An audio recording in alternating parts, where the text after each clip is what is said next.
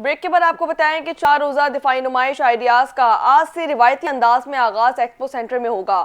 افتتاح وزیر اعظم پاکستان کریں گے۔ پچھلے آئیڈیاز کے مقابلے میں اس مرتبہ 17 کے قریب نئے ممالک بشمول ایران، اٹلی اور برطانیہ شرکت کر رہے ہیں۔ اس حال نئے اسٹارٹ اپ کے لیے مخصوص ہوگا۔ شہر قائد کے مقامی ہوٹل میں ایک اہم نوعیت کا Pakistan defence production potential seminar کا انعقاد کیا جائے گا۔ دفاعی نمائش میں پاکستانی ساختہ ٹینک حیدر متعارف بھی کروایا جائے گا۔ پاکستانی ساختہ شیپرڈ 3 ڈرون نمائش میں رکھا جائے گا۔ اسی کے ساتھ ساتھ آئیڈیاز کے انعقاد کے لیے ایکسپو سینٹر کے 6 ہالز کے علاوہ 3 خصوصی مارکیاں بھی قائم کی گئی ہیں۔ نمائش میں 224 مقامی اور 333 بین الاقوامی کمپنیز کے سٹالز لگائے جائیں گے۔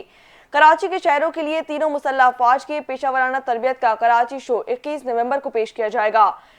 D I G traffic Ahmad Nawaz Cheema کے مطابق ایکسپو کے عین سامنے گزرنے والی سڑک سر شاہ سلیمان روڈ نمائش کے دوران صبح 7 بجے سے شام 7 بجے تک بند رکھی جائے گی۔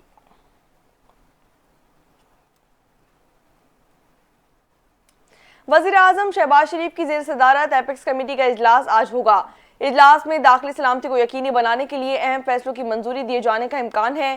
ایپیکس کمیٹی کا اجلاس وزیر اعظم ہاؤس میں ہوگا۔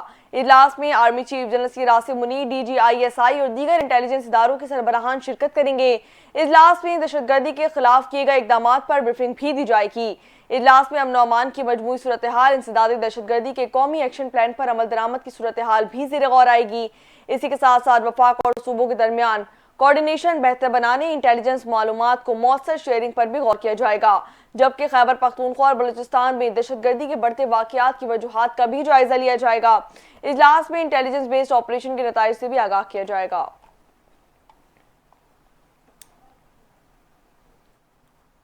آگے بڑھے اور اب آپ کو بتائیں کہ کراچی اور اسلام آباد میں دفعہ 144 نافذ کر دی گئی۔ نوٹیفیکیشن کے مطابق کراچی میں 7 روز کے لیے دفعہ 144 نافذ کر دی گئی ہے۔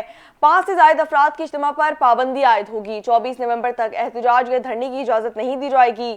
نوٹیفیکیشن میں بتایا گیا کہ دفاعی نمائش آئیڈیاز 2024 کے موقع پر حفاظتی اقدامات کے تحت مظاہروں اور ریلیوں پر پابندی عائد ہے۔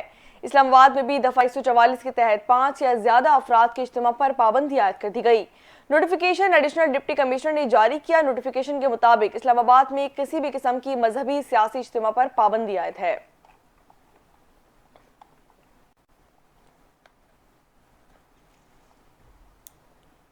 سیکیورٹی خدشات کے پیش نظر ایئرپورٹ اور ملحقہ علاقوں میں ریڈ زون قائم کر دیا گیا۔ ایئرپورٹ کے اطراف میں آنے والے راستوں کو محدود کر دیا گیا۔ ریڈ زون میں صرف ان افراد کو داخلے کی اجازت ہوگی جو ایئرپورٹ آنے یا جانے یا وہاں اپنے فرائض سر انجام دینے کے مقصد سے موجود ہیں۔ کراچی ایئرپورٹ پر چینی انجینئرز کے قافلے پر خودکش حملے اور شارع فیصل پر 2 لگژری گاڑیوں پر سوار افراد کے درمیان فائرنگ کے واقعے کے بعد شہر قائد میں سیکیورٹی کے انتظامات سخت کر دیے گئے۔ سیکیورٹی خدشات کے پیش نظر ایئرپورٹ اور اس کے ملحقہ علاقوں کو ریڈ زون قرار کر دے دیا گیا۔ S S P Malir Kashif Aftab Abbasi کے مطابق ایئرپورٹ کے قریب 5 اہم مقامات پر star gate, C A A club, مدام برج، مورل کالونی موڑ اور رینجرز چوکی فیونرل ایریا میں پولیس چیک پوسٹ قائم کر دی گئی، جہاں 24 گھنٹے پولیس کی نفری تعینات کی جائے گی۔ پولیس اہلکار پر مشکوک شخص اور گاڑی پر چیکنگ کریں گے۔ M9 موٹر وے، ملیر کینٹ، میمن گوٹ، ماڈل کالونی اور دیگر ملحقہ علاقوں کے رہائشیوں سے گزارش ہے کہ شہریوں کی شہر کی طرف سفر کے لیے ریڈ زون سے گزرنے کے بجائے مین شارع فیصل اور ملیر ہاٹ کا راستہ اختیار کریں۔ ڈگ روڈ سے آنے والے مسافر جو ملیر کینٹ یا ماڈل کالونی کی طرف جا رہے ہوں وہ اسٹار گیٹ یا سی اے اے کلب روڈ کا استعمال کرنے کے بجائے ملیر ہاٹ سے گزرتے ہوئے اپنی منزل کی طرف روانہ ہو جائیں۔ یہاں آپ کو بتائیں کہ لاہور اور کراچی کا فضائی معیار انتہائی مضر صحت ہو گیا۔ لاہور دنیا کا دوسرا جبکہ کراچی 5واں آلودہ ترین شہر بن گیا۔ لاہور کا ایئر کوالٹی انڈیکس 280 جبکہ کراچی کا 203 ریکارڈ کیا گیا۔ پنجاب کے مختلف علاقے شدید دھند اور اسموک کی لپیٹ میں۔ ملتان پاکستان کا سب سے آلودہ ترین شہر بن گیا۔ ملتان کا ایئر کوالٹی انڈیکس 404 ریکارڈ کیا گیا۔ پنجاب کے بعض شہروں میں اسموک میں کمی آئی ہے، جس کے بعد حکومت پنجاب نے لاہور اور ملتان ڈویژن کے سوا تمام اضلاع میں آج سے تعلیمی ادارے کھولنے کا اعلان کر دیا۔ انتظامیہ کا کہنا ہے کہ اسکول 9:15 بجے سے پہلے نہیں کھلیں گے۔ پنجاب میں ہوٹل، فوڈ آؤٹ لیٹس کو رات 10 بجے تک بند رکھا جائے گا۔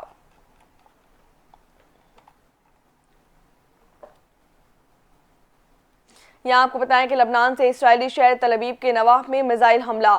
غیر ملکی میڈیا کے مطابق میزائل حملے میں 4 افراد زخمی ہو گئے۔ تل ابیب میں شاپنگ مالز کے قریب بھی کئی دھماکے سنے گئے، جس کے بعد وسط اسرائیل میں حملوں کے سائرن بج اٹھے۔ اسرائیلی میڈیا کے مطابق وسط تل ابیب میں میزائل گرنے سے آگ لگ گئی، جبکہ لبنان سے فائر کیے گئے میزائل تباہ کر دیے گئے۔ اسرائیل میں آباد افراد نے نسل کشی کا شکار غزہ کے باسیوں کو بھی بھیجے جانے والی عالمی امداد کو لوٹنا شروع کر دیا۔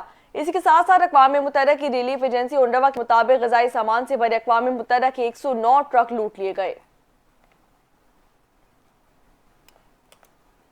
اور اسی کے ساتھ نیوز بلیٹن سے فی الوقت اتنا ہی۔ مزید خبر اور اپڈیٹس کے لیے دیکھتے رہیے NTN news.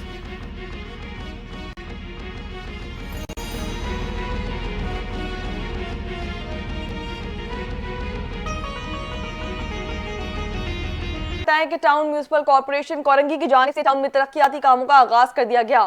Town chairman Korangi نعیم شیخ نے جاری ترقیاتی کاموں کا جائزہ لیا۔ مزید تفصیلات دیکھتے ہیں اس رپورٹ میں۔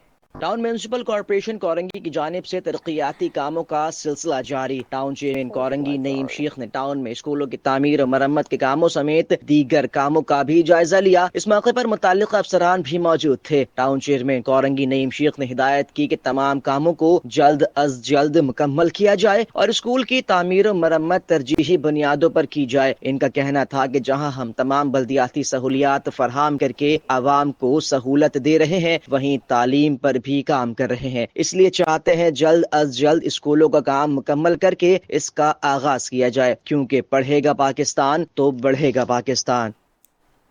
آگے بڑھے اور اب آپ کو بتائیں کہ شکارپور میں کچے کے ڈاکوؤں کے ہاتھوں صدام محل کے قتل پر اسلام آباد پریس کلب کے باہر مظاہرہ کیا گیا۔ مظاہرین نے قاتلوں کی گرفتاری اور ایس پی شکارپور کی تبدیلی کا مطالبہ کیا۔ صدام 23 ستمبر کو کمیشن کے امتحان میں کامیاب ہوا تھا۔ اسی دن کچے کے ڈاکوؤں نے بے دردی سے اس کا قتل کر دیا۔ FIR کے باوجود قاتل گرفتار نہ ہو سکا۔ مزید تفصیلات دیکھتے ہیں عبدال رقیب عباسی کی اس رپورٹ میں۔ نیشنل پریس کلب کے باہر صدام قتل کیس کے حوالے سے احتجاج کیا گیا۔ سندھ میں بد امنی، سندھ میں بد امنی، ڈاکو راج، شہید صدام کے قاتلوں کے، جس میں اس کے اہل خانہ نے شدید احتجاج ریکارڈ کرواتے ہوئے کہا کہ ہمیں سندھ میں انصاف نہیں مل رہا۔ 2 ماہ گزرنے کے باوجود پولیس صدام قتل کیس کے ملزمان تک نہیں پہنچ سکی۔ صدام کے اہل خانہ نے میڈیا سے بات چیت کرتے ہوئے کہا کہ ریاست سے یہ اپیل کرنی ہے کہ جو ہمارے کیس ہے میرے بھائی کی شہادت کا، تو 60 دن ہو گئے، ابھی تک اس کا کچھ بھی نہیں ہوا۔ تو دوسرا یہ کہ پولیس کیونکہ بہت زیادہ انوالو ہے ڈاکوؤں کے ساتھ، تو ہم بالکل پولیس کی اس سے بالکل سیٹسفائی نہیں ہے۔ سب سے دکھ کی بات ہے شہید کی جس دن ان کا اپائنٹمنٹ لیٹر آیا تھا، کمیشن پاس کی تھی، تو مٹھائی بانٹ رہے تھے اور وہاں شہید کیا گیا ہے، وہ بے گناہ بے قصور۔ بد امنی کی یہ ایک لہر ہے، قانون نام کی کوئی چیز شکارپور سے لے کر گھوٹکی تک ہمیں نظر نہیں آتی، کہ کوئی انکوائری نہیں ہو رہی۔ SHO ملوث ہیں، جو لوگ قتل میں ملوث ہیں ان کے ساتھ وہ اٹھ رہے ہیں، بیٹھ رہے ہیں، کھا رہے ہیں، پی رہے ہیں، لیکن کوئی گرفتاری عمل میں نہیں آئی۔ ٹھیلے والے سے 5 لاکھ روپے مانگنے کے لیے 5 سال کے 4 سال کے بچوں کو لے جا کے زنجیروں میں باندھتے ہیں، یہ شرم کی بات ہے۔ احتجاج میں شریک لوگوں نے چیف جسٹس آف پاکستان، وزیر اعظم پاکستان سے اپیل کی ہے کہ صدام کے قاتلوں کو جلد از جلد گرفتار کر کے قانون کے کٹارے میں لایا جائے اور ہمیں انصاف فراہم کیا جائے۔ کیمرہ مین نوید ستی کے ساتھ عبدال رقیب عباسی، NTN نیوز اسلام۔ اور اسی کے ساتھ نیوز اسٹوڈیو سے فی الوقت اتنا ہی۔ مزید خبروں اور اپڈیٹس کے لیے دیکھتے رہیے NTN نیوز۔